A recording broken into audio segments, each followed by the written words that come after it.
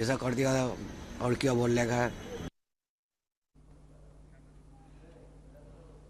आपण काही प्रवाशांच्या प्रतिक्रिया ऐकल्या आणि यानंतर आपण आपले प्रतिनिधी प्रफुल्ल साळुंखे त्याचबरोबर विजय देसाई आणि स्वाती लोखंडे आता आपल्या सोबत आहेत।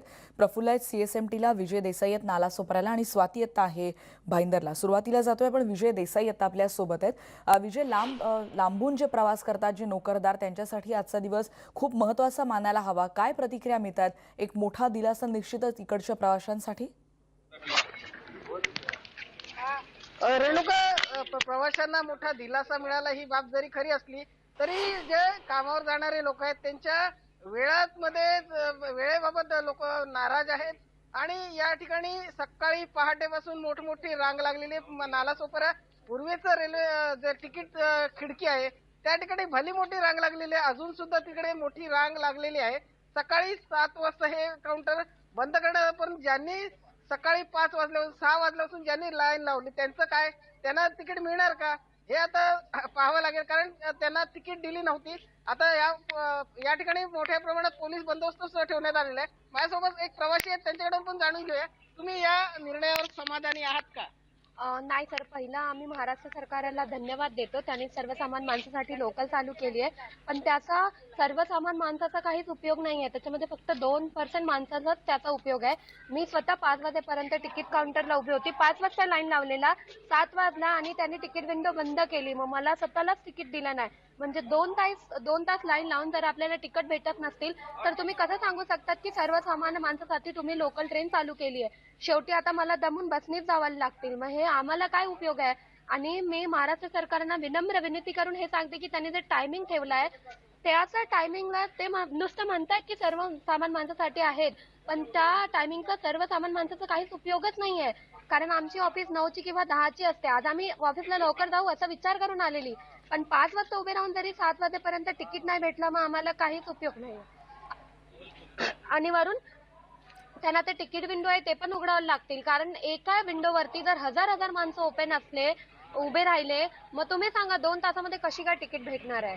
मग त्यांचा लोकल चालू करून उपयोगच नाहीये। त्यांनी नुसतं सांगितलं की आधी स्पेशल सर्व्हिससाठी लोकल चालू होती, आम्ही आता लोकलची संख्या वाढवली आहे, पण संख्या वाढून काय उपयोग आहे? सर्वसामान्य माणसासाठी जायलाच देणार नाही मग तुम्ही, मग ह्याचा आम्हाला काहीच उपयोग आहेच नाही।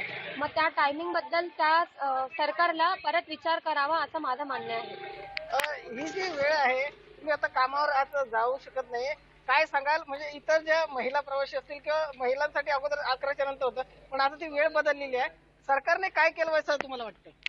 आम्हाला असं वाटतंय की ठीक आहे, सरकारने एक कदम घेतलाय, पण त्या कदमवरती त्यांचा काहीच उपयोगच नाहीये। आणि हा सर्वांना माहितीये की मुंबई एक सिटी आहे, त्याला आम्ही काय म्हणतो, मायानगरी म्हणतो। आणि आम्हाला केंद्र सरकारला किंवा राज्य सरकारला सर्वांना माहितीये की महाराष्ट्रामध्ये जी मुंबई आहे ती आपली राजधानी आहे, मग त्या हिशोबाने जे कामाची वेळ असते ते सकाळी 7 ते 10च्या दरम्यान असते। मग त्या हिशोबाने महिला असू द्या किंवा पुरुष असू द्या, सर्वसामान्य माणसासाठी त्यांनी जे लोकल टाइम चालू केली आहे ते 5 ते 10 वाजेपर्यंत सकाळी चालू केलं असतं, आणि संध्याकाळी मोस्ट ऑफ ऑफिस चर्चगेटला असू दे किंवा विरारला असू दे त्यांचं टायमिंग 6:30च असतात। मग त्या जर 6:30ला निघाले असतील तर 7 ते लास्ट लोकल पर्यंत टायमिंग बरं आहे, मध्ये तसं पण कोण नाही जात आणि असं पण कोण नाही जात। आणि त्यांचा दुसरा प्रश्न जे आहे की भीड होतात, मग तसा विचार करायला गेला, आता ज्या माणसांना ट्रेनमध्ये प्रवास करायला भेटणार नाही त्या सर्व माणसं आपल्या बीएसटी धरतील किंवा एसटी धरतील, मग तसा रश बीएसटी मध्ये पण होणार ना। मग सोशल डिस्टन्सिंगचा का तुम्ही सांगतायत ना की सोशल डिस्टन्सिंग असू द्या, म्हणून आम्ही ट्रेनला 3 पार्टला डिवाइड केलाय। एक सकाळी सर्वसामान्य माणसासाठी, परत दुपारी ते स्पेशल सर्व्हिस असतात ज्यांना करोनासाठी अपॉइंट केलेला, आणि संध्याकाळी परत बायकांसाठी। पण त्या रश तुम्ही ट्रेनमध्ये मेंटेन करतात का ते हे आधी विचार करा ना। सोशल डिस्टन्सिंग आम्ही म्हणतो, फक्त हे काय एक शब्द आहे सोशल डिस्टन्सिंग, पण त्याचा कोण वापर करतो? बरोबर, त्याचा वापर होतोय की नाही हा प्रश्न या महिलेला पडलेला आहे। आणि आपण त्यांनी जसं म्हटलंय की तिकीट काढण्यासाठी तब्बल 2 तास